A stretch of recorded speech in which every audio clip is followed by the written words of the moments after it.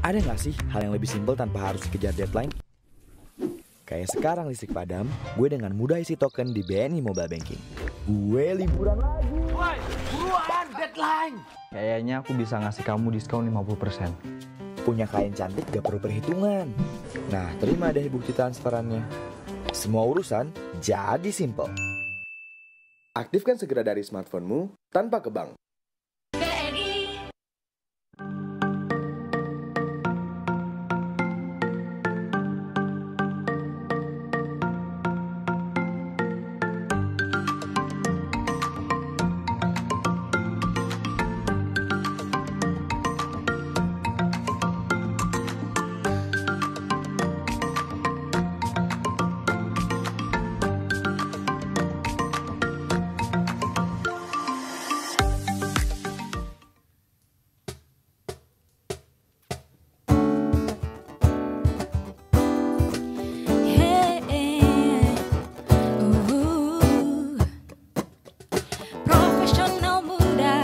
Berbagi cerita, jadi inspirasi untuk semua.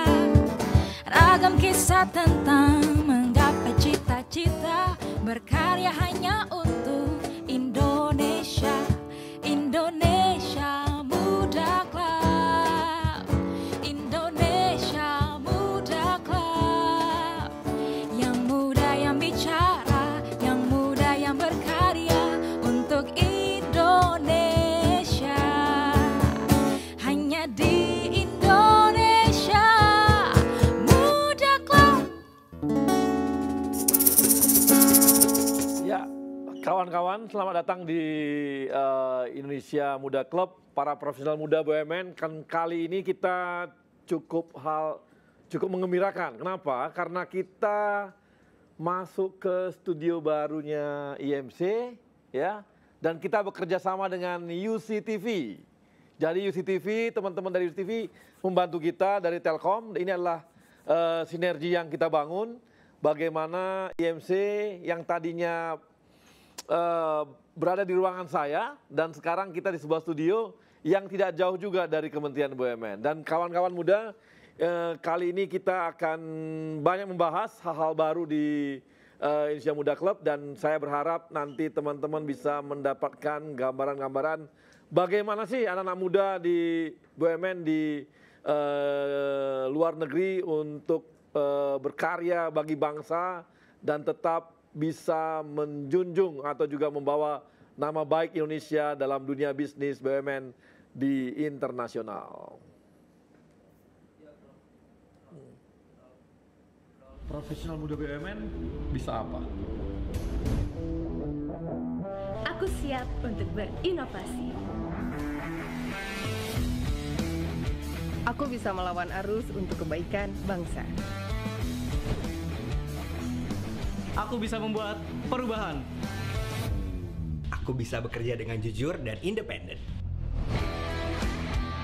Aku bisa memajukan bangsa dengan kreativitas.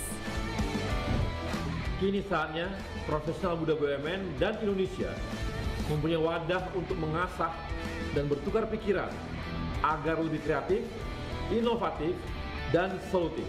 Saksikan Indonesia Muda Club, diskusi cerdas dengan para profesional muda BUMN untuk Indonesia yang lebih baik.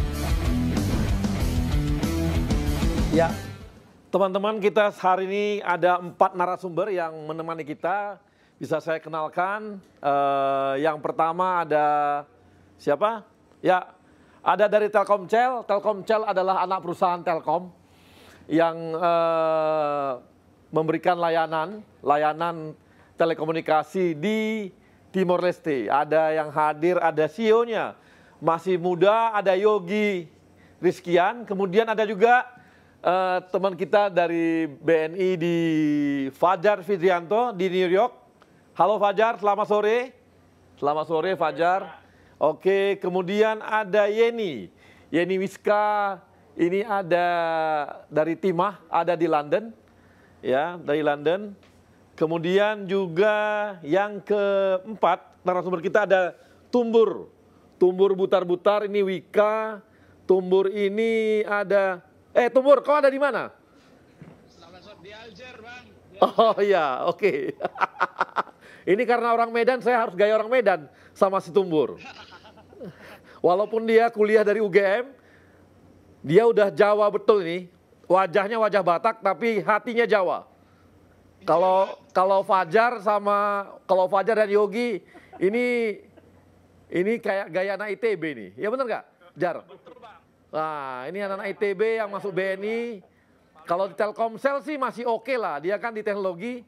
Fajar ini dulu kuliah di farmasi, tiba-tiba di BNI. Saya bingung juga nih. Harusnya dia yang menemukan vaksin corona, harusnya Fajar ini. Tapi dia lebih banyak ngurusin duit daripada ngurusin vaksin. Dan kemudian ada Yeni. Yeni dari Brawijaya ya? Yeni? Hah? Oh dari Ubaya. Ya dari Ubaya. Dan sekarang di Timah ya, di Timah di London. Ini adalah kawan-kawan kita, anak-anak muda yang memberikan sumbangsihnya bagi Indonesia lewat BUMN. Dan yang pertama mungkin kita akan nanya nih dengan siapa ya? Yogi ya? Siap, Bang. Ya, Yogi. Ya, Yogi. Yok, mau nanya nih Yok. Siap. Gimana caranya sampai lu bisa sampai di Timor Leste sana? Apakah karena lewat Atambua atau terbang lo? Awalnya malah nih waktu itu menarik, Bang. Pertama kali saya datang lewat Singapura. Lebih aneh lagi karena waktu itu Gunung Agung meletus, Bang. Oke. Jadi flight itu cuman ada dari Bali, Bang, ke Dili, Bang. Oke. Waktu itu di Bali meletus, satu-satunya harus ke Singapura dulu, baru Singapura ke Dili. Waduh, itu pengalaman pertama waktu datang ke Timor Leste. Harusnya gitu ya. dari Jakarta lu ke Kupang, dari Kupang lu naik bus, naik jalan mobil, lewat Atambua. Betul.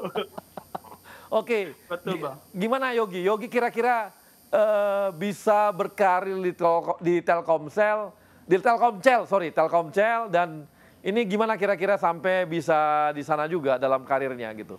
Oke, mungkin saya mau share sedikit buat teman-teman semua yang menyaksikan. Nama saya Yogi Rizkian Bahar, saya CEO dari Telkomsel. Nah, jadi ini cucu, Bang, bukan anak. Cucu, betul. Jadi cucu perusahaan Telkom, gitu ya. Nah, kenapa namanya Telkomsel? Biar deket-deket baunya sama Telkomsel, gitu ya. Makanya sehingga masyarakat di Timor Leste lebih mengenal Telkomsel seperti apa, begitu. Dan yang hebatnya, Bang, bahwa Telkom itu memiliki anak perusahaan namanya Telin. Nah, Telkom International. Nah, inilah yang mungkin banyak orang taunya Telkom tuh IndiHome. Nah, gitu kan, Bang ya? Netflix. Nah, ini urusannya IndiHome sama Netflix. Enggak. Bahkan Telin ini namanya sangat harum, Bang. Di dunia worldwide di sisi telekomunikasi. Saya kebetulan ada slide-nya. Oke, silakan. Slide-nya itu aja. Mungkin bisa di-share biar teman-teman tahu apa sih Telin gitu ya. Karena Telin itu kita singkat Telkom International. Jadi yang pertama tuh kita punya 4 pilar, Bang, Telkom. Telkom itu pilar pertama mobile. Nah, yang kita kenal Telkomsel gitu ya. Ini Telkomsel yang paling kuat di Indonesia. Nah, yang kedua adalah Telkom International, yaitu kita singkat Telin. Kita sudah menggelar hampir 250.000 kilometer, Bang, fiber optik seluruh dunia. Mulai dari Indonesia menuju Europe, kemudian Indonesia menuju US. Luar biasa ini. Bahkan ini 6 keliling bumi gitu. Jadi kita bukan kaleng-kaleng, Bang, internet. Jadi kalau Bang Abang bilang go global, kita benar-benar go global. Dan kita punya 10 office. Global Office, salah satunya di US. Nah, ini ketemu Mas Fajar nih. Tadi saya sempat tanya, Mas Fajar katanya di New York, Telin itu punya Global Office di LA, Bang, di Los Angeles, California, gitu ya. Mas Karisma, kayaknya udah kontak-kontakan juga. Nah, salah satu Global Office yang lain adalah Timor Leste. Nah, kita membangun operator di sana. Nah, kalau di Timor Leste, pertanyaan kedua biasanya saya ditanya gini, Bang. Udah ketemu Raul Lemos sama Chris Dayanti belum? Wah, itu selalu itu. Pokoknya kalau udah Yogi, saya ingat betul tuh, kalau di Dili itu ada ini tempat, ya namanya siapa tadi namanya, cewek itu? Krisdayanti ya. Ini gua kalau Krisdayanti, kalau artis bener, agak senior gua agak lupa memang namanya. Ya. Waduh. Nah, saya ingat benar. Krisdayanti ini punya satu toko jual pakaian di Betul, Bang. Atamor. Di Atamor, Inilah ya? adalah salah satu bagian dari kerjasama kita dengan Oke. Royal Lemas. Jadi kita juga bagaimana blend di local culture internal, kita juga memakai baju Thais, Bang. Oke. Jadi di sana itu Thais Timor sangat terkenal, dan kita agar blend kepada socio culture-nya, baju kita pun Thais, Bang. Nah, inilah bagian dari upaya bagaimana kita bisa blend di socio cultures di Timor Leste. Jadi saya tuh itinerary siap, biasanya kalau teman-teman ada yang datang ke Timor Leste, saya lewatin tuh Bang rumahnya, Bang. Ah, ini nih rumahnya. Rumahnya besar ya? Besar banget rumahnya. Ya lumayan lah, Bang. Lumayan ya. Gitu. Nah, ini gimana ceritanya, gimana di Telkomsel, gimana perkembangannya di Timor Leste? Apakah menjadi satu-satunya atau operator Telkom atau bagaimana? Saya cerita sedikit dengan sejarah, Bang, ya. Jadi ketika Timor Leste merdeka tahun 99 waktu itu ya, jajak pendapat, kemudian referendum, kemudian tuh 10 tahun itu akhirnya aset Telkom diambil, Bang. Jadi memang aset Telkom itu diambil, semua aset kecuali Pertamina. Nah, ini hebatnya, Bang. BUMN terbesar, terbanyak juga salah satunya tuh di Timor Leste, salah satunya Pertamina, Bang. Pertamina. Jadi Pertamina itu punya kilang, kita punya kilang di sana, gitu ya, dan itu asetnya milik Indonesia. Semuanya yang lain keambil, udah mau rumah mau apa gitu ya. Nah, setelah kita juga sudah eksis di sana. 10 tahun jalan, kemudian ada operator namanya Timor Telecom. Ini lokal tapi disupport oleh Brazil, Bang. OVI. Harganya mahal banget. Wah, ini masyarakatnya protes bener-bener protes, masuk ke DPR-nya sana. Akhirnya minta another operator harus masuk. Akhirnya Telkom berinvestasi di Timor Leste. Waktu itu BUMN-nya di root-nya Pak Dahlan Iskan, Bang.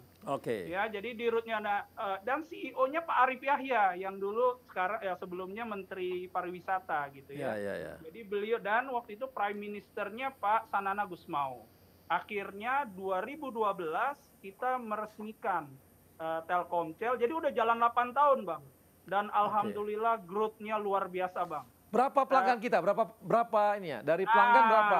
Pangsa pasar kita berapa? Nah, marketnya berapa nih? Siap, kita share juga. silakan. Jumlah penduduk seru nih. Jumlah penduduk cuman 1,2 juta, Bang. Lebih kecil dibanding Bekasi. Gitu ya. Jadi nggak besar jumlah penduduknya. Dan kita punya jumlah pelanggan kita sekitar 300.000.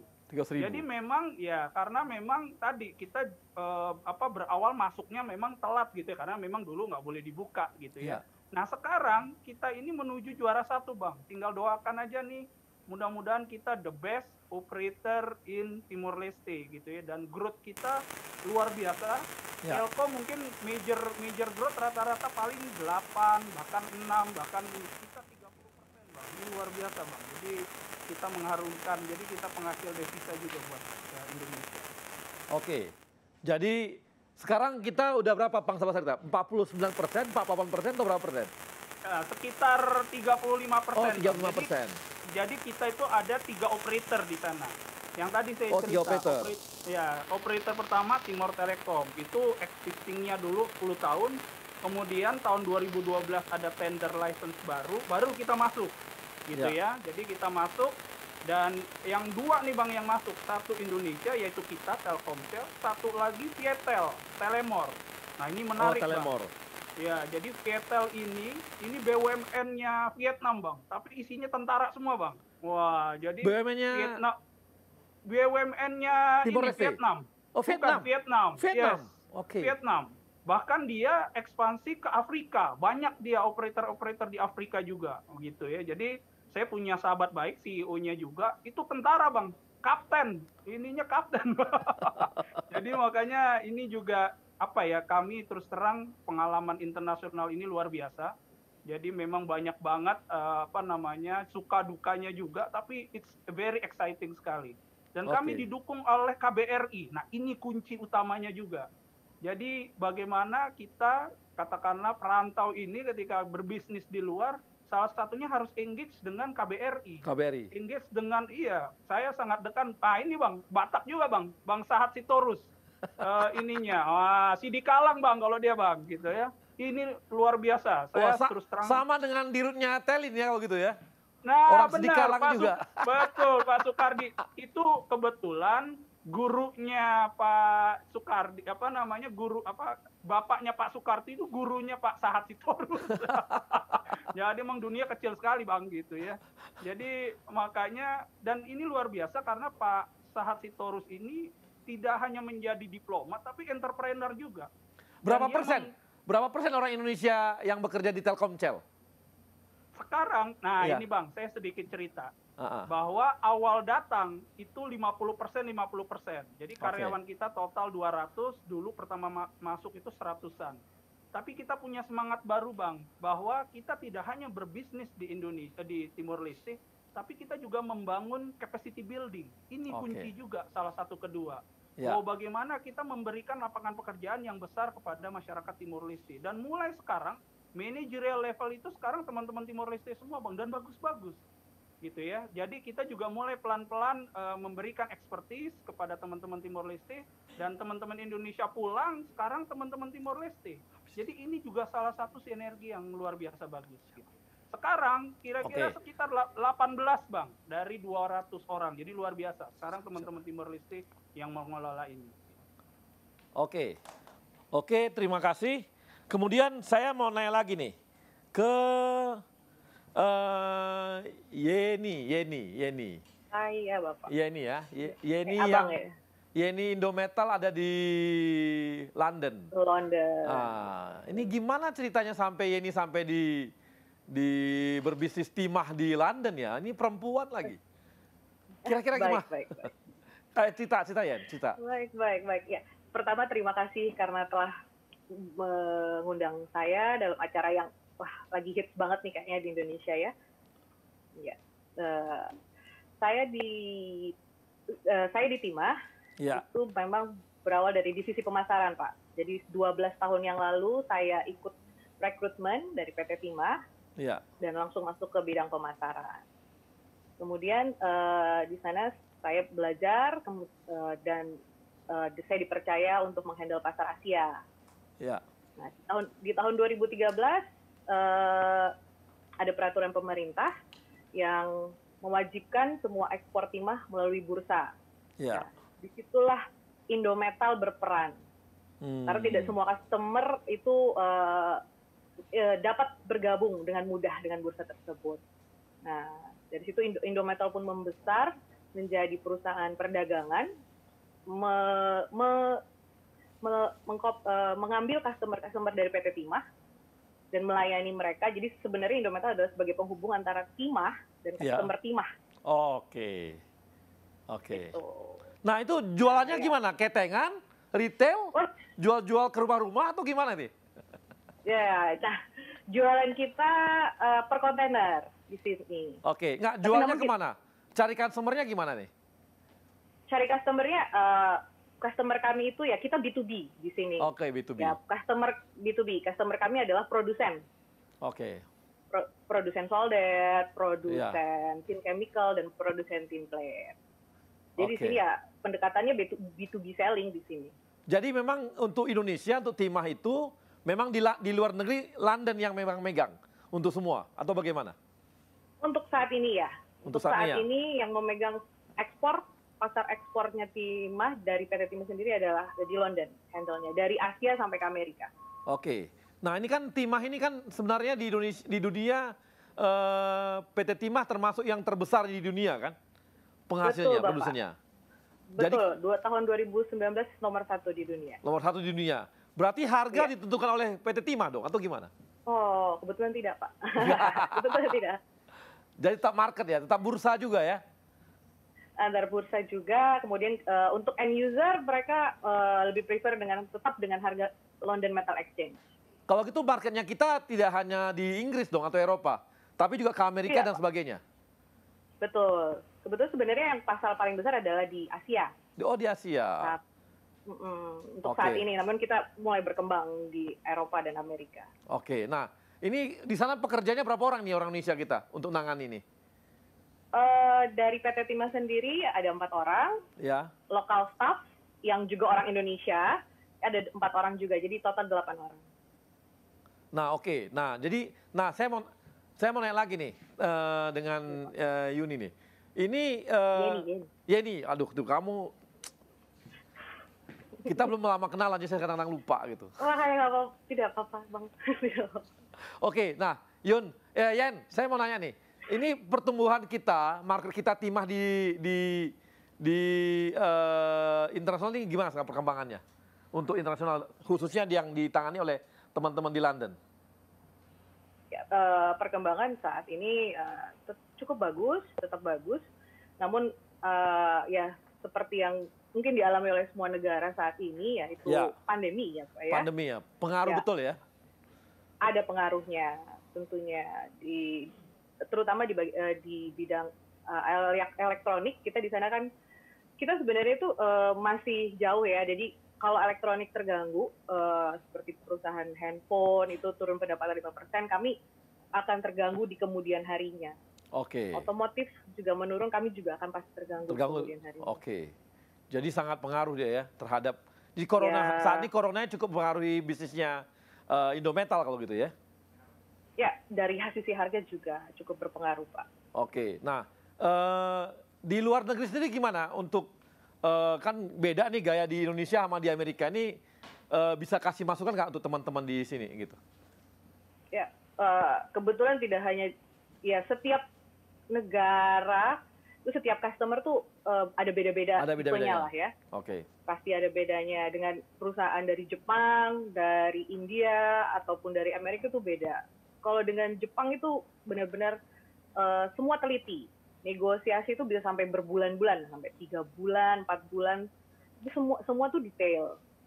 Kalau Amerika quick dan gentleman agreement-nya harus dipegang teguh Pak. Jadi kita kalau tidak boleh berjanji nih kalau dengan orang-orang Amerika dan Eropa. Oke. Terima kasih ya nih buat kawan-kawan kita. Sama-sama Bapak. Kita akan kembali lagi setelah yang satu ini. Silakan.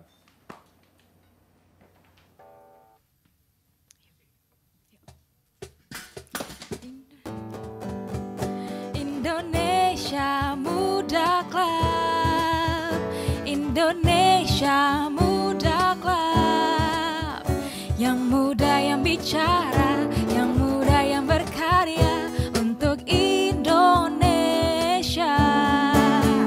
hanya di Indonesia Muda Club.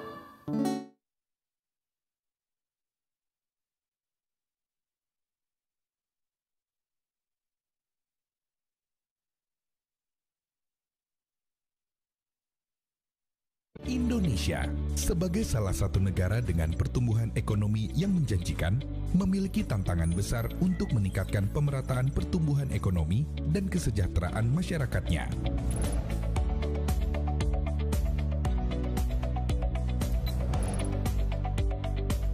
Jaminan Kredit Indonesia berkomitmen untuk senantiasa mendukung perkembangan perekonomian nasional dengan menjadi penjaminan bisnis UMKM melalui pelayanan terpercaya, responsif, unggul, sehat, dan terkemuka. Jamkrindo terus berupaya berinovasi dan menyesuaikan diri terhadap dinamika perekonomian global. Jamkrindo menjadi peran sebagai sahabat yang mendampingi setiap UMKM untuk memiliki kesempatan berkembang, berdaya tahan, dan berdaya saing, baik di lingkup nasional maupun internasional.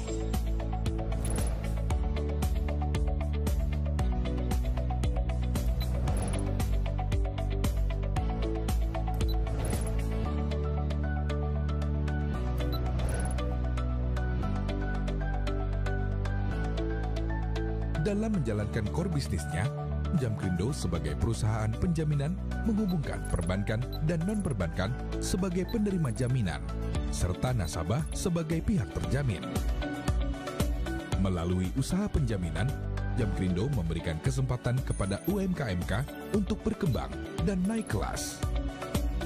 Seiring dengan pertumbuhan industri keuangan syariah, Jamkrindo menghadirkan Jamkrindo Syariah guna menjamin pembiayaan syariah dari perbankan atau lembaga pembiayaan non-bank syariah. Melalui jaringan dan layanan yang tersebar di seluruh Indonesia, Jamkrindo telah bekerja sama dengan mitra, baik bank maupun non-bank.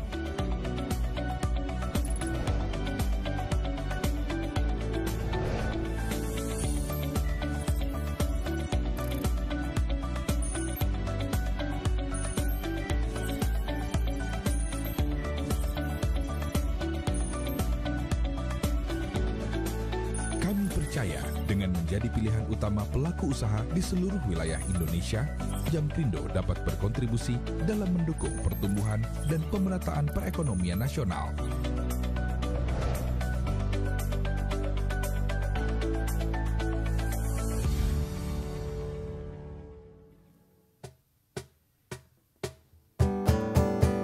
Indonesia Muda Club, Indonesia Muda Club, yang muda yang bicara, yang muda yang berkarya untuk Indonesia. Hanya di Indonesia Muda Club. Terima kasih. Kita kembali lagi teman-teman profesional muda. Dan kali ini kita akan bertanya lebih lanjut kepada kawan kita yang ada di BNI ya. Kita lihat nih, kita cek. Tadi dari Indometal sudah ada, kemudian teman-teman dari Telkom Celdili yang sudah ada juga. Kali ini kita akan masuk ke New York. New York ada kawan kita, ada Fajar. Jar? Hai Bang. Asik ini. Kau di Amerika tapi kayak di Tebet kulit nih kantornya. Hanya ada pelanggannya BNI gitu loh. Nggak ada keren-kerennya. Coba terangin lu kenapa nggak keren. Ayo gimana Jar? Ayo Jar, cerita Jar. Gimana di sana? Ya, Pak. Di sini mungkin saya agak mulai dengan profil BNI di luar negeri Pak ya. Karena kita kebetulan bukan hanya di New York, kita di luar negeri nih Pak ya. Saya sama kayak Mas Yogi di Telkom, ada beberapa networknya, kami juga sama. Mungkin kita ada 6 Pak cabang luar negeri kita. Ya, yang paling dekat sama Indonesia di Singapura, kemudian ada di Hong Kong, kita juga punya di Tokyo, kemudian di Seoul, kemudian kalau bergerak agak ke barat, kita ada di London sama ada di New York. Nah, ini masing-masing punya keunikannya sendiri-sendiri Pak. Ya. Kalau mungkin saya cerita misalnya Singapura, Pak. Ya. Singapura itu kita sudah ada di Singapura sejak tahun 55. Tapi Singapura sendiri mereka baru merdeka tahun 65, Pak. Jadi kita sudah ada di sana sebelum mereka merdeka. Nah, kita itu memang kalau melihat histori BNI, Pak, kita itu tahun 46 pada saat didirikan, itu fungsi awal kita justru bukan commercial bank kayak sekarang Pak. Kita fungsi awalnya itu central bank. Makanya kita tuh baru mulai berekspansi. Itu sejak tahun 54 pada saat kita di-convert menjadi commercial bank. Nah itulah kenapa kita tahun 55 udah mulai ada cabang banyak. Salah satunya di Singapura itu. Nah kemudian kalau kita yang di New York sendiri Pak, kita itu udah ada di sini sejak tahun 78. Cuman memang pada saat berada di sini pertama kalinya cuman rep office, cuman ada representatif doang. Kemudian kita convert menjadi bank di tahun 83. Disinilah terus kita mulai menjalankan fungsi perbankan.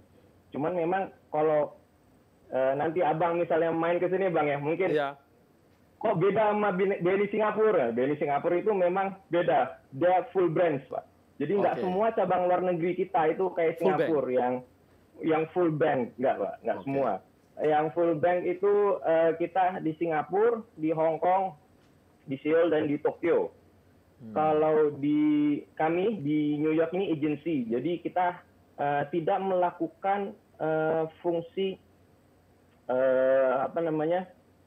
penghimpunan dana retail. Itu kita tidak memiliki license itu, karena banking ini kan highly regulated industry Pak ya, jadi sangat dijaga ketat sama masing-masing otoritas setempat. Nah, kita memang memiliki license-nya sebagai agency yang mirip-mirip sama kita London, dia sebagai corporate bank. Nah, di sana untuk corporate bank aja ya, bukan retail. Bukan retail. Betul, Pak. Betul. Kami di New York ini adalah corporate bank. Ini kalau orang nanya ngapain sih BNI buka di New York? Memang selain nyari profit, udah pasti Pak nyari profit. Tapi kita juga punya misi lain, Pak. Salah satu yang kita itu pada saat saya berangkat, Pak, yaitu saya selalu dikasih message sama para leaders di BNI, Pak, sama direksi itu adalah gimana BNI bisa berperan untuk meningkatkan ekspor Indonesia itu luar kunci. negeri. Nah, berapa banyak perusahaan Indonesia yang memanfaatkan BNI New York untuk bisnisnya? Banyak nggak sekarang nih nasabahnya BNI? Banyak, tapi mungkin tidak secara langsung, Pak. Sebagai contoh, saya ada debitur yang bergerak di bidang perikanan. Ya. Nah, debitur saya ini itu banyak mengimpor dari Indonesia, Pak. Nah, itu jadi apakah terus perusahaan-perusahaan di Indonesia ini berhubungan dengan BNI New York? Enggak. Tapi kami memberikan fasilitas kreditnya itu ke perusahaan di sini yang mengimpor ikan, mengimpor udang dari Indonesia. Nah, itu yang salah satu misi yang coba kita bawa dengan keberadaan kita di Amerika ini, Pak, ya. Sebenarnya kita nggak cuma Amerika yang kita layani, Pak, marketnya, Pak. Kita juga melayani market Kanada. Jadi kita di sini kita sebutnya sih North America yang kita layani. Nah, berapa banyak nih? Juga ada yang anak, sorry, Pak. Gimana? Terusin. Debitur kita juga ada yang anak BUMN, Pak. Ada anak usaha BUMN, Pak. Anak usaha BUMN di bidang kedirgantaraan. Wah, itu dia kinerjanya bagus, Pak. Meskipun pandemik seperti sekarang ya, kita kan mikirnya wah airline agak lesu. Cuman ini terakhir kita ngobrol-ngobrol sama mereka malah mau nambah space kantor, Pak. Kayaknya mereka hebat juga nih ekspansinya. Berapa banyak orang Indonesia di sana? Di BNI yang kerja di BNI? Kita total pegawai 25, Pak. 25. Jar, lu jangan kayak gaya laporan ke bos. Santai aja. Kita ngobrol-ngobrol aja. Lu kayak laporan ke abang aja, lu kayak laporan ke bos aja lo. Gua nggak lagi evaluasi lu ini, enggak. Kita ngobrol aja. Siap. Kita dari 25 total pegawai, Bang. Itu kita 5-nya memang datang dari Indonesia. Kita sebutnya sebagai home staff. Nah, sisanya itu 20 lokal staff. Itu 50-50. 50% itu diaspora Indonesia, 50% memang lokal sini, yo. Jadi kita memang juga meng-hire diaspora Indonesia yang ada di sini, dan mereka bagus-bagus, Pak. Saya acungin jempol, diaspora Indonesia di sini kualitasnya bagus-bagus. Nah, ini besaran kapasitas kita untuk mengeluarkan kredit atau apanya itu besar nggak sih di sana, teman-teman BNI? Memang kita ada sedikit keterbatasan, Pak, karena kita sebagai bank. Untuk bisa menyalurkan kredit, kan kita juga harus menghimpun dana. Nah, kita sebagai corporate bank, karena kita tidak menghimpun dana dari masyarakat ya, Bang. Kita jadinya, kita menghimpun dananya, kita harus agak kreatif nih, harus agak breakthrough. Kita kebetulan tahun ini, kita ada program untuk isu CD, Certificate of Deposit. Kita kerjasama sama beberapa international bank. Nah, tapi yang kita sasar itu adalah investor non-Indonesia dan non-bank. Karena ada beberapa pertimbangan regulasi kenapa kita memilih pasar itu.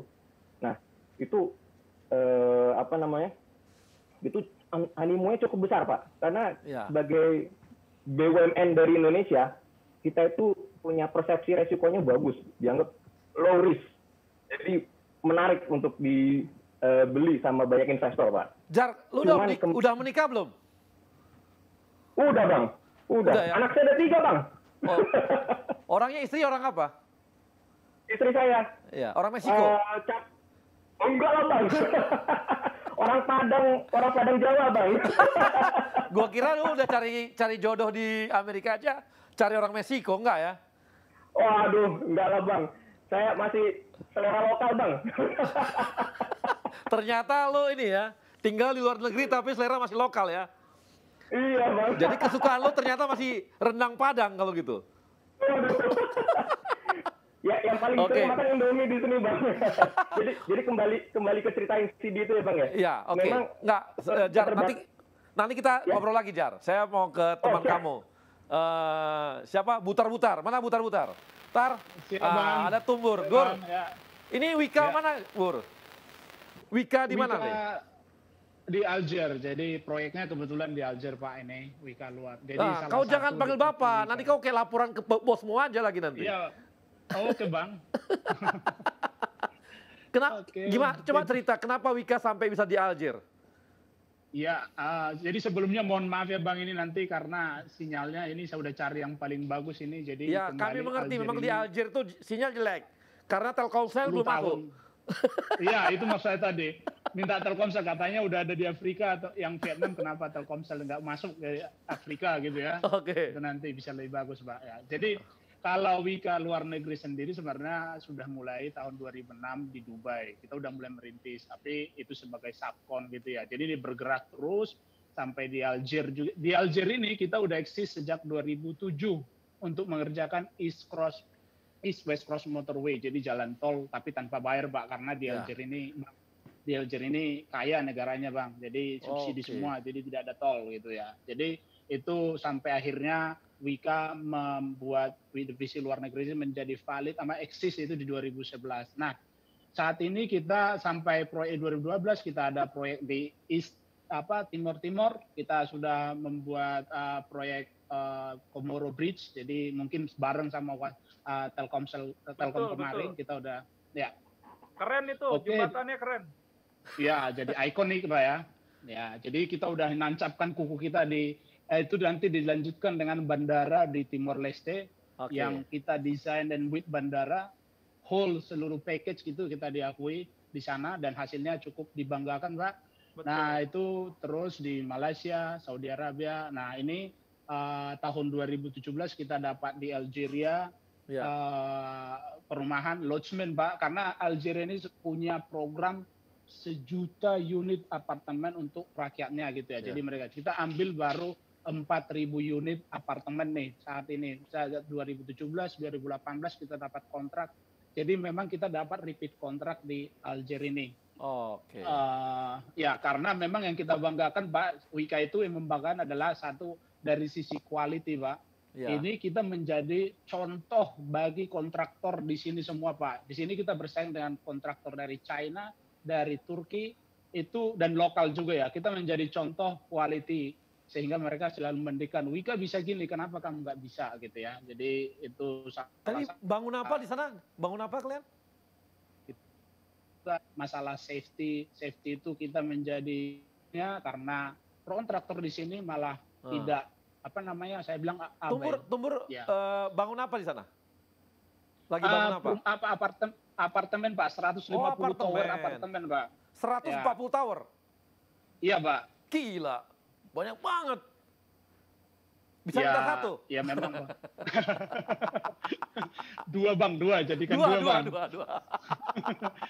Oke, jadi luar negeri ini memang divisi luar negeri itu sudah mulai makin mengembangkan sayapnya. Jadi kita fokusnya di 2 area Bang. Area satu adalah Asia Pasifik, area kedua adalah Timur Tengah dan Afrika. Seperti kata orang ya Pak ya, ada ahli bilang bahwa 2030 Afrika akan menjadi primadona dunia. Semua orang akan ke Afrika. Nah ini Wika sudah duluan di Afrika nih, biar tahu kita lautannya. Kita jadi kita bermain di kandang kita nanti. Makanya Tumbur, karena itu Afrika, makanya orang Batak disuruh ke sana, kayak kau ini. Oke, teman-teman profesional muda, kita akan kembali setelah yang satu ini.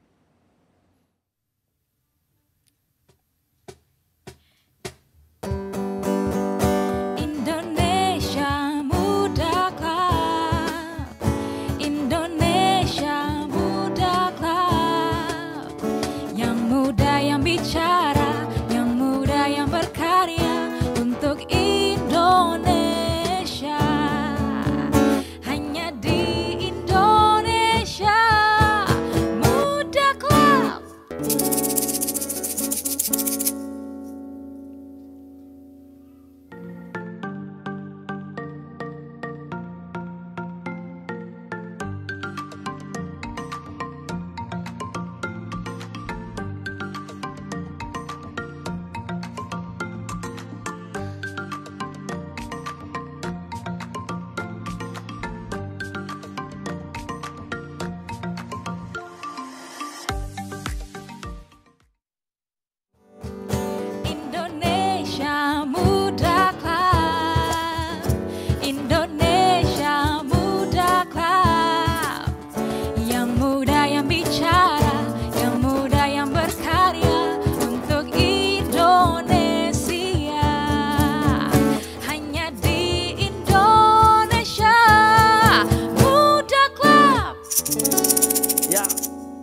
Profesional Muda BUMN, kita kembali lagi dan kita mau nanya nih sama teman-teman, gimana sih cara mereka merekrut karyawan?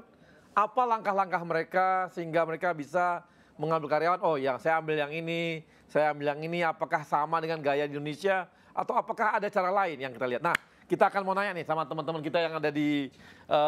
Nah, saya mau nanya pertama nih dengan Telkomsel, gimana nih?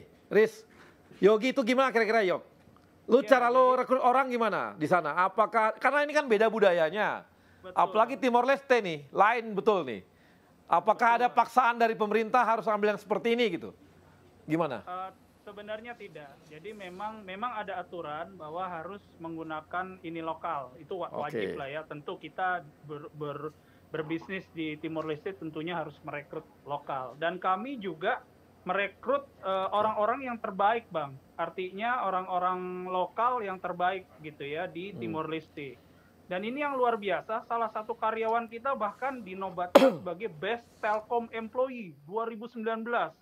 Ini baru pertama kali dalam sejarah malah orang Timor Leste menjadi Best Employee-nya Telkom gitu ya. Itu terbukti bahwa kita merekrut orang-orang yang bagus di Timor Leste dan kalah bersaing. Gitu ya. Kita juga tanamkan culture-nya Telkom bahwa kita punya core values, kita tanamkan itu juga, Bang. Jadi memang saya mau nanya nih sebentar nih kepada teman-teman di Jasara Harja, terima kasih yang sudah nobar.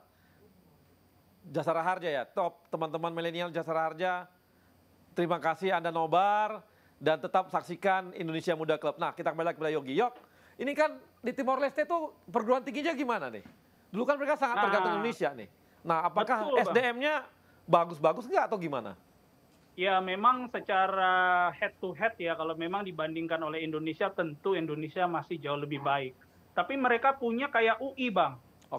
UI-nya itu namanya UNTL, University National of Timor Leste. Dan rektornya dengan saya, Profesor Francisco, itu sangat dekat dengan kita, bahkan kita bikin semacam e-library, aplikasi, Bang. Jadi seluruh bukunya Timor Leste itu kita bikinin aplikasinya, udah nggak perlu beli buku lagi. Jadi mahasiswa di sana 3.000 orang itu menggunakan aplikasinya kita. Akhirnya semua mahasiswanya pakai Telkomsel, Bang. Ini sejarah juga. Jadi memang kita pendekatannya seperti itu, kita jual digital solution. Dan kita beberapa rekrut juga karyawan kita dari UNTL. Nah, saya mau nanya sama Tumbur nih, Bur, di Aljazair tuh gimana orang-orangnya? Apakah kalibernya sama Indonesia atau kita kalah kaliber nih, Tumbur?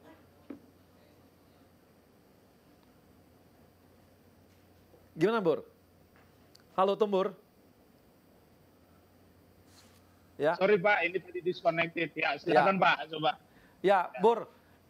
Merekrut orang-orang di sana bagaimana di teman-teman Wika? Apakah banyak direkrut? Apa pinter-pinter nggak orang teknik sipilnya atau gimana?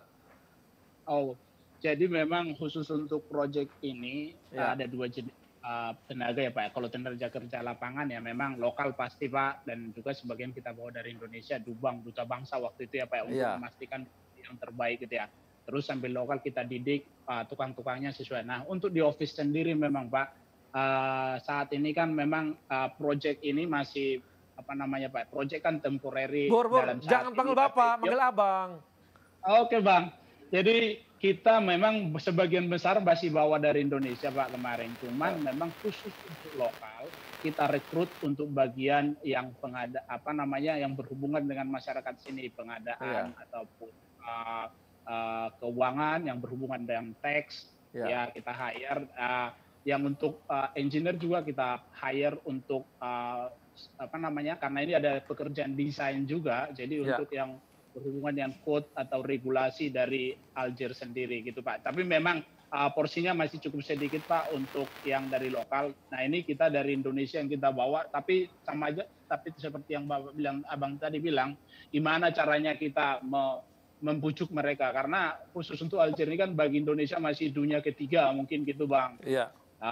Siapa sih yang mau ke sana gitu, tapi kita kasih tantangan terhadap teman-teman itu, ayo ini petualangan baru bagimu gitu ya Pak ya. Jadi kita kasih tantangan itu dan kesempatan-kesempatan untuk terbuka yang terbuka luas. Misalnya nih yang muda-muda di Indonesia dia belum menjabat tingkatan yang lebih tinggi. Di sana kita kasih tingkatan yang lebih tinggi. Ayo kamu bisa nggak dengan posisi ini, buktikan gitu ya. Jadi gitu nah, Pak. Bur, aku mau nanya, kenapa kau bisa sampai sana, Bur?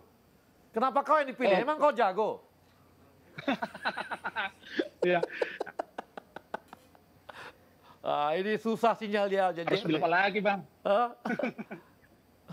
Iya, jadi memang kalau saya sendiri, Bang, sudah pengalaman dulu di Aceh pada saat Bang, tsunami. Iya. Saya diutus ke sana juga untuk menyelesaikan pembangunan 4.000 rumah untuk bantuan tsunami di dalam 1.500 saya di sana, Bang. Ya. Terus terakhir proyek saya di Indonesia itu bandara terminal. Oke. Jadi yang berat ya, sama kau ya, kau kerjain ya? Yang berat-berat ya? Ya. Ya itu yang saya ceritakan yang beratnya aja, Bang. Kalau yang ringannya nggak usah diceritain, Bang. Jadi, nah ini kan supaya teman-teman yang di sini, yang di Indonesia mana tahu dia mau berkarya di luar negeri, ini kan perlu belajar sama Tumbur nih. Artinya di mana ada buaya, Tumbur datang, kan gitu kan? Ya memang Bang harus berani menghadapi resiko, Bang. Ini kita bilang bahwa di Aljazair itu nggak gampang. Saya sendiri, Bang, ini kan budayanya memang beda gitu ya. Tapi kita harus adaptif sesuai agile gitu ya. Kita harus agile. Salah satu nilai Wika itu adalah agile. Bisa. Keluarga dibawa, keluarga. Keluarga enggak, Bang, karena bawa, ya? Di Indonesia aja biar lebih nyaman, Bang. Ini jangan-jangan supaya ketemu orang Afrika ini kau. Tapi Afrika Arab. Kan Afrika Arab. Iya, Afrika Arab. Ya, Afrika Utara, Pak. Ya. Afrika Utara kan? Oke, jadi ini resiko pergi ke luar negeri juga harus meninggalkan keluarga ya? Justru harus ini, Bang, memang saat tantangannya keluarga dan kita harus mendapat restu dari keluarga dan wah, ini sinyal memang jelek di Aljazair. Nanti kita yang di sini malah nggak bisa kerja. Jadi salah satu memang dukungan dari keluarga harus full gitu, Bang. Oke, makasih Tumbur, memang sinyalmu jangan jelek. Mudah-mudahan Telkomsel secepatnya ke sana. Sang, saya mau nanya lu dengan kawan kita nih, Fajar. Yeah. Jar, ini gimana cara tips kamu atau kenapa sampai bisa kamu yang dipilih oleh BNI ke luar negeri? Apakah direktur BNI abangmu atau siapa? Jadi memang gini ya, Bang ya, kebutuhan posisinya ya di New York itu macam-macam. Kita kan ada yang membidangi treasury, ada yang membidangi FI, financial institution, ada yang membidangi kredit. Nah itu makanya ada juga yang IT, Bang. Dari Indonesia kita juga ada home staff yang ini IT. Jadi memang di bidang-bidang itu memang dipilih teman-teman yang memiliki karakteristik yang quote unquote cocok untuk ditempatkan di luar negeri. Karena bagaimanapun juga. Jangan. Coba apa itu quote unquote cocok di luar negeri? Maksudnya apa itu? Nomor satu, Bang. Nomor satu adalah karakter, Bang. Karakter itu dalam artian karena ini kulturnya kan beda di sini, Bang ya. Di sini ini orang kalau debat keras, Bang. Tapi selesai keluar ruang rapat, no hard feeling. Kita hahi, makan-makan lagi, ngopi-ngopi bareng lagi. Nah, itu kalau mental yang agak baper gitu ya? Iya, baper aja. Itu benar, bahasanya pas itu, Bang, baper. Itu begitu dihajar dengan argumen yang keras, terus keluar ruang rapat, ngambek. Wah, itu susah, Bang. Susah untuk bisa beradaptasi dengan kondisi di luar negeri. Itu nomor satu, Bang. Yang nomor dua, yang pasti juga harus luas, Bang. Karena di sini kan bergaulnya bukan hanya dengan kalangan bisnismen, Bang. Mau nggak mau kita di luar negeri ini ya, kita bergaulnya sama komunitas Indonesia. Kayak misalnya kami di sini, di New York nih, kita ada komunitas gereja, komunitas masjid, yang isinya orang-orang Indonesia. Terus bergaulnya juga dengan diplomat-diplomat, konjen, KBRI, kemudian ada juga yang kalau di New York ada United Nation ya, PBB. Nah, jadi itu sangat penting juga untuk memiliki karakteristik yang luas. Nah, yang ketiga memang kompetensi. Kompetensi nggak bisa, Bang. Kompetensi itu penting. Karena kita jumlah orangnya sedikit, itu satu orang harus bisa ngerti banyak hal. Jar. Lebih gitu, Bang. Jar, tapi intinya karena kau anak ITB aja makanya bisa keluar negeri gitu? Ampun, Bang. Enggak. Anak tadi si Tumbur itu anak UGM bisa juga keluar negeri. Jangan terlalu bangga juga kau. Oke, sekarang kita ada teman kita dari Ida Rasita, GM dari Kimia Farma. Silakan. Mana? Iya, Bang. Halo Ida. Tadi aku kira cewek, ternyata cowok. Namanya Ida. Pasti gitu, Bang. Orang nyangkanya cewek, Bang. Nah, Ida di Kimia Farma, Kimia Farma mana nih? Ini saya di Kimia Farma Dawa, Bang. Anak perusahaan Kimia Farma di Arab Saudi. Arab Saudi. Kenapa kenapa Kimia Farma bisa di Arab Saudi? Ngapain? Iya. Kau jual apa di sana? Bukan jual bukan jual obat kuat, Bang. Tenang aja, Bang. Jadi ini rencana ceritanya bahwa Kimia Farma ingin melakukan ekspansi bisnis ke luar negeri, Bang. Sebelumnya Kimia Farma udah punya bisnis secara trading, ekspor barang. Sekarang ingin membawa entitas bisnisnya keluar. Kenapa Arab Saudi? Di sini kita ada dua market yang kita sasar, Bang. Healthcare. Satu adalah market sendiri Arab Saudi. Yang kedua, Bang, yang juga ternyata sangat menggiurkan adalah secara bisnis market haji dan umroh, Bang. Ini market yang tidak pernah berhenti bergulir, dan di dalam ini ada warga Indonesia juga yang setiap tahunnya selalu nomor 1 di dalam hal haji dan umroh, Bang. Jadi kita masuk ke Indonesia, kita masuk ke Arab Saudi, kita coba grab market di sana, kita sekaligus hadir untuk warga negara Indonesia yang ada di sana, Bang. Jadi Kimia Farma retail juga, salah? Retail? Jual retail juga? Bang. Yes, kita di sini ngelola dua bisnis utama, satu wholesale, trading, obat-obatan, kesehatan. Kedua adalah retail. Kita membuka mengelola apotek Kimia Farma Arab Saudi. Gitu. Ida, jangan-jangan nanti itu vaksin corona yang baru dibuat sama Bio Farma, jangan-jangan dijualnya di Afrika di Arab Saudi ada di Kimia Farma nanti. Kayaknya sih kalau untuk itu Pak Honesti udah punya jalur sendiri, Bang. Dia udah ada. Tapi yang pasti kalau barang-barang yang di luar vaksin yang sifatnya adalah produk BUMN, kita di sini siap sebagai ini, Bang, sebagai bagian dari supply chain-nya kita lah di sini. Supply chain-nya. Yes, of course. Ida, saya mau tanya, kenapa sampai bisa kau sampai di Arab Saudi? Kenapa bisa sampai di Arab Saudi? Apa ceritanya? Istrimu orang Arab? Oh enggak, Bang. Istriku orang Palembang, Bang. Orang Palembang. Dah. Kau bisa sampai di sana, dah? Kau bisa sampai di Arab Saudi? Ini kayaknya nyambung dengan ceritanya tadi Bang Yogi nih, Bang. Jadi pertama kali aku terekspos masalah dunia internasional itu ketika handle Timor Leste, Bang. Tahun 2012 Kimia Farma punya B2B G2G bisnis dengan Timor Leste. Kita supply obat-obatan ke sana, Bang. Aku jadi macam project leader di sana. Terekspos lah dengan masalah-masalah internasional segala macam. Lama-lama kayaknya ini kayaknya ketemu passion nih, Bang. Ini kayaknya enak nih, kita bisa handle luar negeri, bisa lihat dunia lain, mengenal culture, mengenal. Jadi kau menganggap bahwa passionmu itu di luar negeri terus gitu ya? Kemudian aku dikasih bicara di export division di holding. Lama kemudian Kimia Farma ekspansi ke luar negeri, bisnis ke Arab Saudi. Ketika manajemen memberikan challenge, ya why not, Bang? Mungkin ini bagian dari passion, diambil. Jadi sekarang perkembangannya udah berapa lama nih di Arab Saudi? Perkembangannya penjualan bagaimana? Dan corona ini gimana? Berkurang nggak atau turun nggak? Gimana? Iya, Bang. Jadi ini kita di sini sejak 2018, Bang. 2018.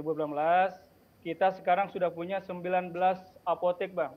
Kimia Farma Dawa. 19 apotek? Yes. Kita sekarang masuk dulu di Western area, Bang. Yaitu di area Madinah, Makkah, Jeddah, Taif.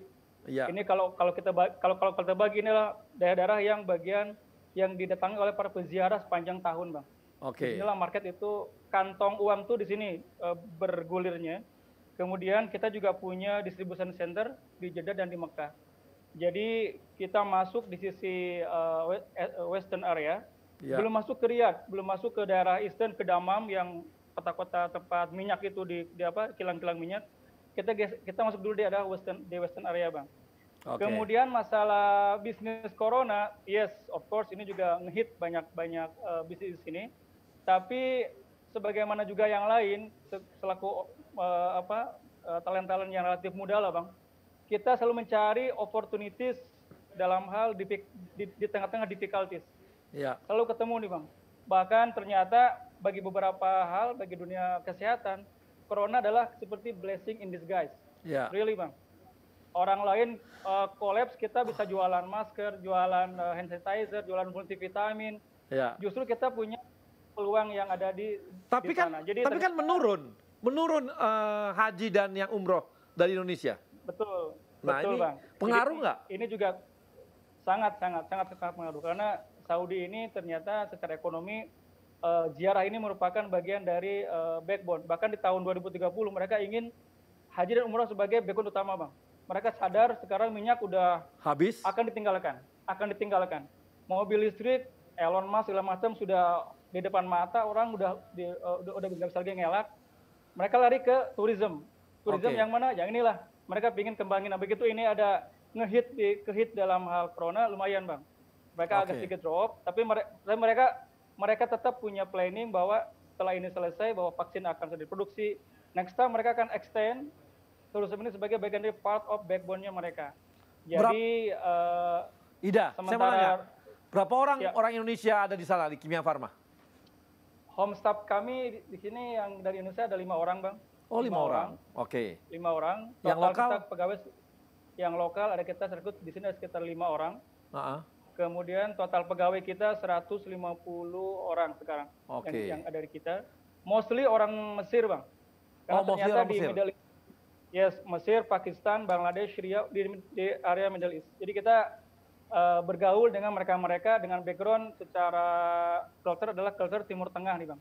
Berapa culture Arabik? Berapa wanita, berapa laki-laki komposisi pegawai? Ini dia yang kok langsung ketawa nih? Agak menarik nih, Bang. Jadi aku yakin lah kawan-kawan juga di negara lain punya yang namanya country specific ya, Bang. Bagaimana mereka punya spesifikasi. Nah, Saudi ini baru 2018 mereka ngasih space buat para wanita, Bang. Sebelumnya mereka tidak boleh untuk tampil di dalam perusahaan. Baru 2018 mereka ngasih peluang bisa drive sendiri, bisa bekerja. Sampai hari ini kita masih totally 100% laki-laki, Bang. Oke. Kita sedang berusaha mendatangkan yang perempuan karena bagian dari juga insentif bagi kita juga nantinya. Oke, gitu, Ida. Bang. Kita akan sambung lagi setelah nanti setelah yang segmen berikutnya. Dan Profesor Muda, Bang, kita akan kembali lagi yang setelah yang satu ini. Indonesia Muda Club, Indonesia Muda Club, yeah. Yang muda yang bicara, yang muda yang berkarya untuk Indonesia. Hanya di Indonesia Muda Club.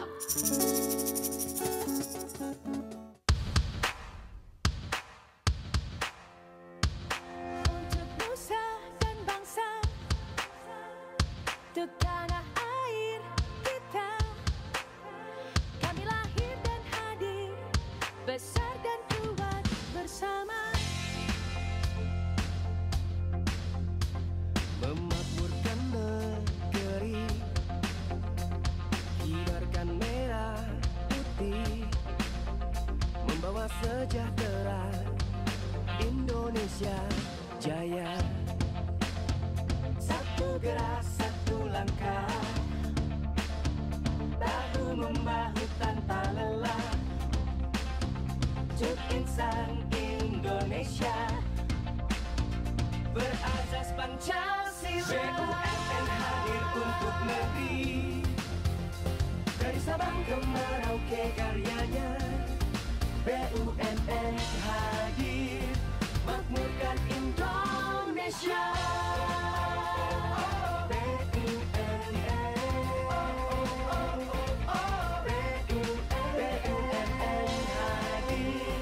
Makmurkan Indonesia.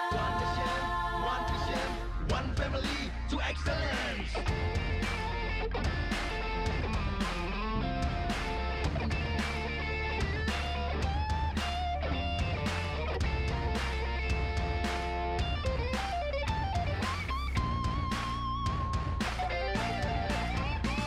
BUMN hadir untuk negeri, dari Sabang ke Merauke karyanya.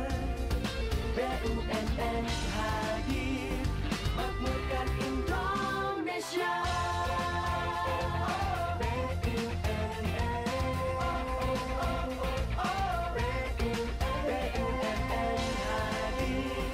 Makmurkan Indonesia. Makmurkan Indonesia. Makmurkan Indonesia. Makmurkan Indonesia.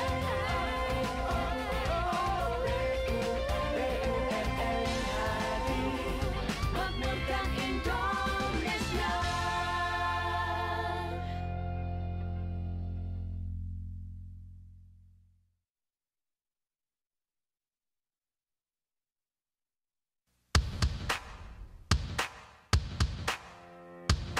Untuk nusa dan bangsa,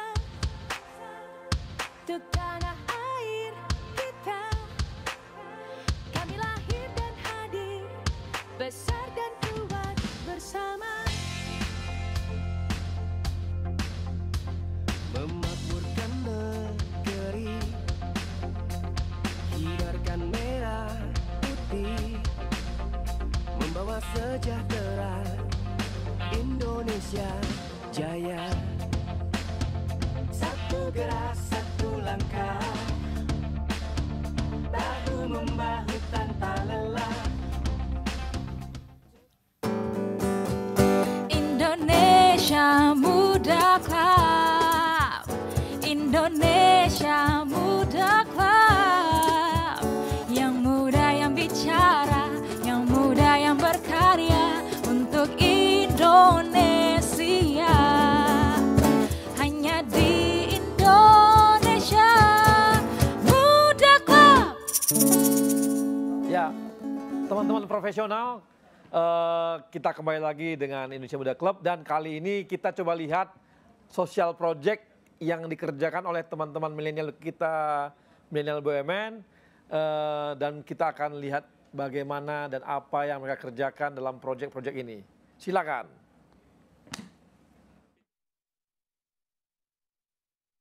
Halo Sobat BUMN, perkenalkan aku Wanda, aku Nadia, kami dari Bank Mandiri. Kami lagi perjalanan ke SDS, Budi Karsa, Teladan. Perjalanan kami sekitar 70 km. Dan ini emang benar-benar dikelilingin tebu semua ya. Ikutin terus perjalanan kami ya. Halo Sobat BUMN, jadi kita udah sampai tuh. Setelah 3 jam perjalanan kita sudah sampai di Kuala Mahabar. Nah, setelah ini kita bakal ngajutin perjalanan pakai perahu untuk mendistribusikan perlengkapan sekolah ke SD di sana ya.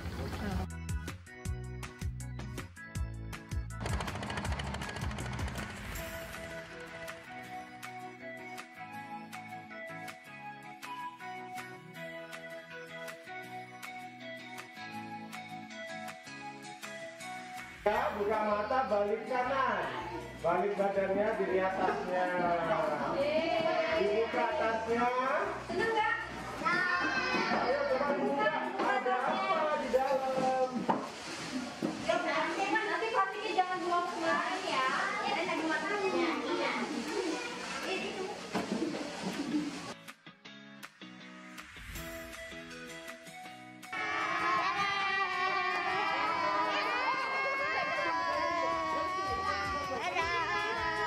Akhirnya selesai juga proyek kita di SDS Budi Karsa dengan Indonesia Muda Club dari Kementerian BUMN. Sampai jumpa di project Indonesia Muda Club selanjutnya. Dadah. Ya, lihat teman-teman, gimana teman-teman kita dari milenial BUMN membuat social project, dan kami juga menunggu kawan-kawan milenial dimanapun berada untuk membuat project-project yang bisa disampaikan kepada kawan-kawan Indonesia Muda Club. Nanti kita carikan anggarannya dan carikan biayanya, dan bagaimana supaya milenial BUMN itu berkarya di tempat-tempat di daerah-daerah. Jadi kami masih menunggu semua usulan proyek-proyek dari kawan-kawan, dan manfaatkan kesempatan ini untuk bisa membantu masyarakat Indonesia dimanapun berada. Dan kali ini kita akan kembali di kawan-kawan di ini ya, di anak-anak muda tadi, yang Timor Leste, ada yang di Aljazair, ada di Arab Saudi dan sebagainya. Dan ini sudah ada penanya dari Rian ini dari Jamkrindo. Rian, silakan kalau Rian mau bertanya untuk kawan-kawan di kawan-kawan di 5 negara ini. Silakan Rian. Baik Bang. Saya Rian Bang dari Wika Bang. Oh dari Wika. Tadi dikira dari Jamkrindo. Oke, silakan. Sama Bang Tubur Bang. Oke. Mau tanya teman-teman bahwa kan sebenarnya strategi internasionalisasi. Rian, lu buka dulu ininya. Buka dulu maskernya, nanti dikira siapa lagi. Ntar Rian yang lain kan beda bahaya kita. Kluster perkantoran nih. Jadi kan strategi internasionalisasi ini pastinya merupakan satu rencana strategis dari sebuah perusahaan gitu ya. Dan pengen tahu sih market selection ini menjadi, biasanya kalau strategi internasionalisasi itu kan selalu market selectionnya nggak boleh sampai salah. Karena risikonya besar banget gitu, baik kontraktual atau apapun gitu. Dan saya ngebayangin kalau BUMN, sesama BUMN menyusun market strateginya ini bareng-bareng, kayaknya masuk ke satu negara itu juga bisa bakal menjadi solution provider buat top itu tersebut gitu, solusi sebenarnya. Nah, kalau boleh tahu dari masing-masing BUMN yang sekarang bekerja di luar sendiri, strategik thinkingnya masuk ke salah satu negara itu apa aja sih pertimbangannya? Ya, Rian. Oke Rian, terima kasih. Kawan-kawan mungkin ada siapa yang bisa menjawab dari mana nih? Dari Yeni mungkin bisa jawab Yeni atau gimana Yan? Silakan Yan, jawab Yan. Ya, baik. Ya, terima kasih. Untuk market selection ya. Oke, kita untuk logam timah sendiri kita memilih negara mana yang kita masuk itu pastinya adanya customer terlebih dahulu dong. Jadi kami menyeleksi negara mana yang pertama pasti ada yang pengguna dari produk kami, yaitu lebih ke arah perusahaan yang negara yang banyak memproduksi barang-barang elektronik itu pasti. Karena penggunaan timah sendiri adalah salah satunya yang terbesar adalah solder. Jadi kalau makanya yang kami masuki adalah Jepang, Taiwan. Kemudian kalau untuk di Eropa itu kita masuk ke negara yang sama, yaitu juga pengguna solder dan tin plate. Jadi kalau kami lebih ke arah bukan negaranya yang dimasukin, tapi di manakah letak pengguna dari produk kami tersebut. Oke. Makasih ya ini kawan-kawan dari PT PN7. PT PN7 pun sekarang ini lagi nobar. Terima kasih kawan-kawan PT PN7 yang sedang nobar di tempatnya ya. Terima kasih. Nah, silakan yang lain. Ida mungkin bisa jawab pertanyaan dari Rian tadi.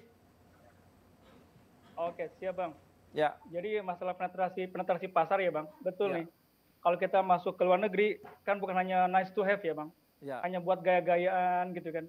Tapi juga betul membawa misi yang juga jelas, ada profit dan benefit. Jadi memang dalam hal ini sekali lagi bagaimanapun kita melihat memang studi pasar itu nomor 1 Bang. Kita memastikan bahwa pasarnya memang di sana ada, dan satu hal lagi, apa yang bisa menjadi mengimprove lantai pasok produk Indonesia ke sana. Karena sebetulnya kalau kita punya bisnis di luar tapi tidak ada efek terhadap produk kita di dalam negeri bisa keluar sana, kayaknya kayak sayur kurang garam Bang, kurang sedap jadinya gitu. Kalau kita punya bisnis di luar, bisa yang sama juga produk kita masuk ke negara itu selain juga kita membantu diplomasi ekonomi negara kita Indonesia, juga membantu mengenalkan produk Indonesia, juga kita ada nilai tambah yang tentunya secara neraca perdagangan memberikan kontribusi positif, Bang. Jadi bagaimanapun penetrasi pasarnya adalah market review itu nomor 1, Bang. Pastikan itu kita dapat dulu. Next-nya adalah tinggal disesuaikan dengan business acumen masing-masing. Itu begini, Bang, sharingnya, Bang. Oke, terima kasih. Nah, ini ada lagi nih. Kita tanya lu, Yogi. Yok, gimana Yok? Pertanyaan dari Rian. Bisa jawab ya, gini. Bagus pertanyaannya. Jadi, of course pertama market research dulu. Nah, ini yang kedua tambahannya. Saya meng-quote kenapa akhirnya Telkom berbisnis internasional. Saya meng-quote terus terang dari CEO kami terdahulu, Pak Arif Yahya. Business follow people. Dia bilang seperti itu. Artinya apa? Follow people itu mana ada orang Indonesia yang paling banyak di sana. Akhirnya, Bang, kita punya 10 global offices yang di sana tuh paling banyak masyarakat Indonesianya, termasuk Hong Kong, Bang. Kita punya global office di Hong Kong, kita punya global office di Taiwan, kita punya global office di Malaysia juga. Karena apa? Masyarakat Indonesianya banyak, termasuk Indonesianya Timor Leste, di mana hampir 5.000 orang di situ. Sehingga ada captive market minimal yang kita bisa dapat ketika kita implementasi di sana. Itu juga salah satu memudahkan kita untuk masuk ke market. Nah, dari situ kunci kedua adalah kolaborasi. Jadi kami di Timor Leste ini kolaborasi dengan hampir semua BUMN. Benar, kita ada Wika di sana. Wika bangun ini juga, Bang, bangun menara terbang, airport. Bagus sekali di Okusi. Pakai internetnya apa? Telkomsel, Bang, pasti, Bang, pakai internetnya ya Telkomsel kan gitu. Jadi termasuk kita kerjasama dengan BRI, di sini ada BRI dan Mandiri, Bang. Jadi kita punya e-wallet dan kita nanti banknya memakai BRI dan Mandiri. Jadi ini yang kolaborasi. Dan jangan lupa pakai link aja. Nah, di sana nggak ada link aja, Bang. Belum ada link aja. Kita buat, Bang. Udah kita buat. Namanya Tipe. Namanya Tipe, Timor Pay. Jadi ini nanti inilah nanti jadi e-walletnya, mudah-mudahan ini menjadi e-walletnya Timor Leste. Baru launching, Bang, 2 bulan yang lalu. Oke, terima kasih Yogi. Nah, ini kan kelihatan ya bahwa ternyata kawan-kawan ini untuk pertama sekali mereka ambil captive marketnya. Captive marketnya siapa? Ya orang Indonesia. Kalau tadi Kimia Farma lihat bahwa banyak haji, banyak umroh, ya ada umroh itu adalah orang Indonesia, maka yang diambil captive marketnya adalah orang Indonesia. Mungkin BNI pun demikian. Ini yang agak berbeda. Ini kan dia cara bermainnya ada yang memang dia bulk lah, besar banget. Ya, komoditi jadi lain, bukan retail. Oke, ini ada pertanyaan dari kita, ada Tami dari Jamkrindo. Silakan Tami, mau bertanya apa siapa? Selamat sore. Sore. Ya, saya Tami dari Jamkrindo. Izin bertanya dengan Pak Ida. Ya. Ya, saya ingin bertanya terkait apa saja sih tantangan dalam melakukan penetrasi pasar internasional dan bagaimana sih strategi perusahaan untuk peningkatan pasar internasional tersebut. Terima kasih. Silakan Ida. Ida ditanya detail nih. Ida kau ditanya karena kau ganteng mungkin. Kau pakai jambang, pakai bulu-bulu gitu. Langsung Tami tertarik sama kau. Kan sesuai kearifan lokal, Bang. Sesuai kearifan lokal, harus menyesuaikan. Ya, makasih Mbak Tami ya, atau Dek Tami, saya nggak tahu nih. Mungkin Dek Tami aja deh, biar lebih akrab.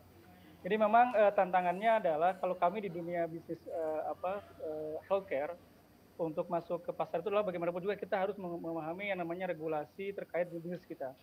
Karena hampir sebagian besar country risk itu terkait dengan masalah regulasi. Baik itu regulasi hukum ataupun bisnis. Contoh misalnya kalau kita masuk ke pasar Saudi ini, dia punya standar Saudi FDA yang sama dengan Saudi Amerika. Saudi American FDA. Artinya apa? Kita harus betul-betul mempertimbangkan apakah secara produk kita pun bisa memenuhi market tersebut. Yang kedua, kita juga melihat bahwa bagaimana misalnya Saudi ini dia mengacu ke mana sih? Dia mengacu pasarnya ke mana? Dia mengacu ke pasar Eropa dan Amerika. Maka kita pun juga melihat bahwa bagaimana style kita masuk ke sana sehingga bisa diterima oleh pasar. Kalau kita bicara pasar lokal Saudi ya, Bang. Tapi kalau kita bicara lokal yang tadi, yang segmented kayak Indonesia, kayak kita lebih tahu lah bagaimana kita menghandle bisnis segmen tersebut. Itu mungkin sementara Bang. Oke, makasih. Ada lagi pertanyaan tadi dari siapa? Ada yang baru lagi? Ada Farhan. Farhan mana Farhan? Farhan dari Universitas Brawijaya Malang. Silakan Farhan, ini dari teman-teman BEM. Ya, silakan. Silakan Farhan. Biar teman-teman yang muda yang masih mahasiswa tertarik dan pengen ke luar negeri kali. Silakan. Ya, terima kasih Bang. Ini menarik ya, karena banyak dari teman-teman BUMN juga, mas-mas dan mbak, itu dari BUMN yang berasal dari negara-negara di berbagai kontinen. Nah ini saya pengen nanya ya, di situasi COVID seperti ini nih, jadi hambatan secara internasional bagi perusahaan BUMN dalam bersaing seperti apa? Serta kayak market positioning sekarang itu, misalkan BNI di New York, terus juga Wika di Alger, dan juga Telkomsel tadi ya, yang di Timor Leste seperti apa gitu dengan perusahaan-perusahaan ini. Kan saya juga pengen tahu gitu sebenarnya. Gitu. Mungkin itu sih pertanyaan dari saya gitu. Terima kasih. Oke, silakan. Mungkin ada yang bisa jawab. Fajar bisa jawab Jar. Silakan Jar. Siap Bang, siap. Oke, Mas Farhan ya Mas ya. Pertanyaan bagus tuh Mas. Jadi memang COVID ini sebuah tantangan ya, tantangan tersendiri. Ini nggak pernah kita rasakan sebelumnya. Sebagai sebuah lembaga keuangan ya, yang pasti itu operational risk. Operational risk itu pertama, karena yang tadinya kita bisa kerja operational bank itu bisa kita kerjakan di kantor, tiba-tiba kita tidak bisa ke kantor. Nah, itu kita dituntut untuk cepat beradaptasi. Jadi agile mentality-nya ditantang di sini. Nah, disinilah kita BNI itu kebetulan memang sebagai bank kita kan punya banyak apa namanya ya, SOP kita tuh cukup rigid ya. Jadi kita juga ada yang namanya BCP protokol. Begitu ini COVID melanda, itu BCP protokol kita langsung on. Terus, ini apa sih yang harus kita lakukan? Nah, kita pada saat itu ini saya ceritakan pengalaman New York ya. Kita langsung melakukan split operation. Teman-teman ada yang kerja di kantor, sama ada yang kerja di BCP site. Itu remote site. Ya, itu kenapa kita pecah? Karena untuk mengurangi terjadinya atau resiko penularan. Tapi seiring berjalannya waktu ternyata tambah parah. Kebetulan New York itu adalah epicentrumnya COVID di US pada saat itu. Ya. Jadi kita mau nggak mau benar-benar kita kurangi jumlah pegawai yang datang ke kantor dan yang datang ke BCP. Ya. Nah itu tantangan tersendiri karena yang kita terbiasa kumpul bareng, kalau ada masalah hadap-hadapan ngobrol, ini gimana nyelesainnya? Ini sekarang kita jadinya harus virtual. Nah, dengan virtual ini ada tantangan tersendiri. Apa itu? Cyber security. Jadi teman-teman IT itu mau nggak mau harus cepat belajarnya untuk gimana menutupi hole-hole di cyber security ini. Itu operational risk. Kemudian kita sebagai bank kita ada yang namanya credit risk. Nah, apa itu credit risk? Itu adalah resiko gagal bayar dari debitur kita. Kita itu tidak bisa dipungkiri dengan adanya COVID ini. Debitur-debitur kita yang tadinya mungkin katakanlah penjualannya tahun lalu 100, mungkin tahun ini nggak 100 lagi. Ya. Kan kita expect-nya tumbuh ya, tahun lalu 100, tahun ini 120. Tapi dengan adanya ini, perekonomian melambat. GDP di Singapura, kalau di Indonesia kan sudah mulai resesi ya, sudah Indonesia belum. Indonesia bagus belum Pak. Korea. Ini Amerika sudah masuk resesi. Jadi memang kategorinya agak beda kalau di Amerika ya. Belum kelihatan 2 kuarter tapi sudah dikatakan resesi. Okay. Nah, itu kita langsung melakukan stress testing. Stress testing. Ini debitur kita mana-mana aja nih yang berpotensi. Pada saat itu mungkin belum jadi pandemi kita ada stress test ya. Pada saat masih di Wuhan, itu kita langsung stress test. Itu debitur kita mana-mana aja nih yang berpotensi. Nah, kita dari daftar stress test tersebut, kita akhirnya ada beberapa yang kita sell down akhirnya. Sell down itu maksudnya kita lepas nama-nama tersebut untuk mengurangi exposure resiko. Nah, begitu pandemi melanda US, itu stress testnya lagi itu, turut mana lagi nih debitur-debitur kita. Alhamdulillahnya BNI New York ini kita portfolionya banyak di healthcare, kemudian di telecommunication, sama di teknologi. Itu cukup resisten terhadap pandemi ini. Ada faktor hokinya kita memang. Kita pada saat ekspansi dulu itu resiko makro perlu kita pertimbangkan. Jadi kita menyasar 3 industri utama ini. Nah, itu tantangannya ya. Oke, Jar. Thank you, Jar. Nah, ini teman-teman. Oke, teman-teman ada pertanyaan dari Nursi ya, Nursi Nur. Ini nanya nih ke kawan-kawan di ini. Ini bagaimana strategi kita untuk meningkatkan kapabilitas dari kawan-kawan di luar negeri supaya bisa menghadapi market di negara tersebut.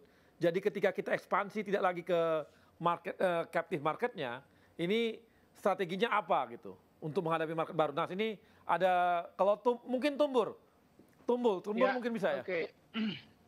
Nah, untuk market luar negerinya Wika ini memang ada beberapa hal. Satu adalah tadi sudah disebut kalau memang captive market ataupun existing market kita udah dapat melalui repeat order ya. Jadi dengan portfolio kita yang bagus, kita di suatu negara itu sudah selalu dapat repeat order gitu ya.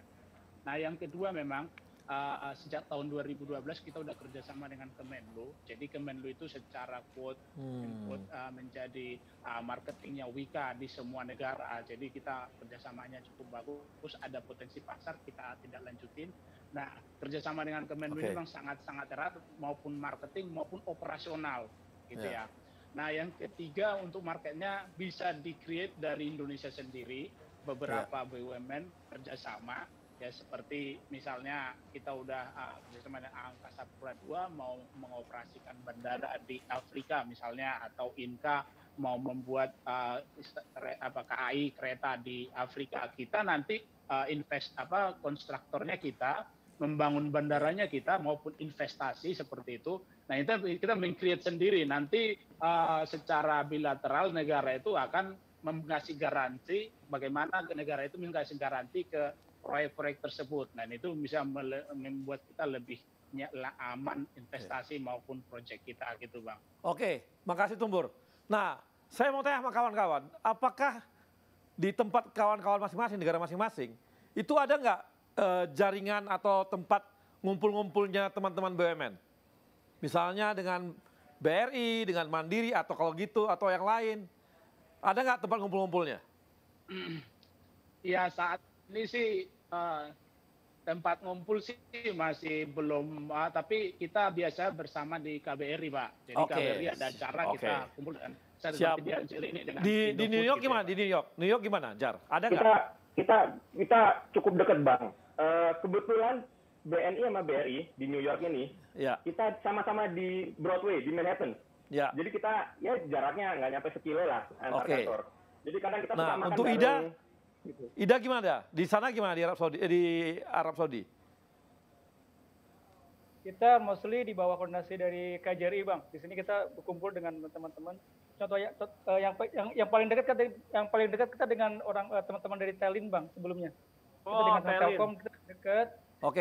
Karena gini, kita bisa tahu di mana orang bisa berkumpul itu dari teman-teman Telin, Bang. Ketahuan di mana kita buka di sana, kita punya apotek. Pas banget ininya. Kawan-kawan, saya mau beritahu ya. Kawan-kawan mau saya beritahu nih. Pak Erick Thohir itu akan punya konsep besar mengenai BUMN di luar negeri. Ya. Kemarin kan beliau sudah mengatakan bahwa kita akan ekspansi ke luar negeri. Ya, BUMN akan ekspansi ke luar negeri dan beliau akan punya kejutan untuk semua BUMN yang ada di luar negeri. Nanti kejutan ini tunggu aja tanggal mainnya. Yang pasti akan membuat BUMN kita akan sangat kuat di luar negeri dan akan lebih kompak, bisa mengatur market bersama-sama, bisa melihat peluang-peluang sama-sama, sambil bisa memanfaatkan kekuatan masing-masing BUMN. Tapi saya belum bisa ngomong nih apa yang akan dihasilkan oleh dikeluarkan oleh Pak Erick Thohir. Tapi kemarin kami rapat beliau sudah mengatakan akan menghasilkan sesuatu untuk BUMN-BUMN di luar negeri. Kita akan tunggu nanti dan teman-teman profesional muda, terima kasih karena Anda sudah menonton acara kita, sudah mendengarkan apa yang telah disampaikan oleh kawan-kawan dari luar negeri, bagaimana peluang-peluang di sana, bagaimana langkah-langkah mereka, bagaimana market yang mereka buka, kemudian juga bagaimana mereka menghadapi budaya dan juga market yang ada, dan yang pasti mereka tetap berusaha untuk memperkuat Indonesia semakin global dalam hal ini adalah produk-produknya. Jadi kawan-kawan, terima kasih atas perhatiannya untuk hari ini. Dan kita akan kembali lagi di Indonesia Muda Club episode mendatang. Tapi sebelumnya saya juga berikan terima kasih kepada sponsor yang sudah mensponsori acara Indonesia Muda Club. Kawan-kawan dari Jamkrindo, kawan-kawan dari BNI, dan kawan-kawan dari PLN. Terima kasih. Sampai ketemu lagi.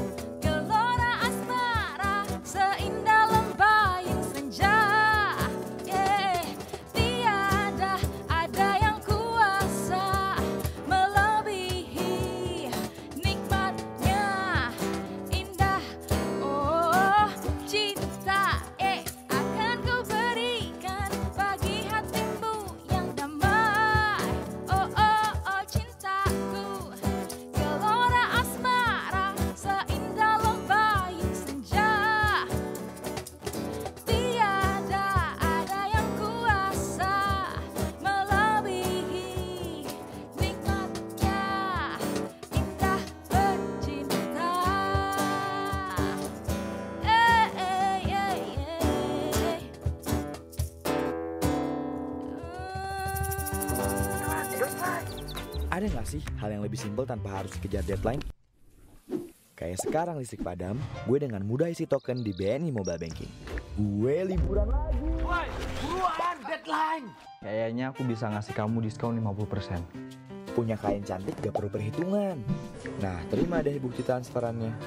Semua urusan jadi simpel. Aktifkan segera dari smartphone-mu tanpa ke bank. BNI.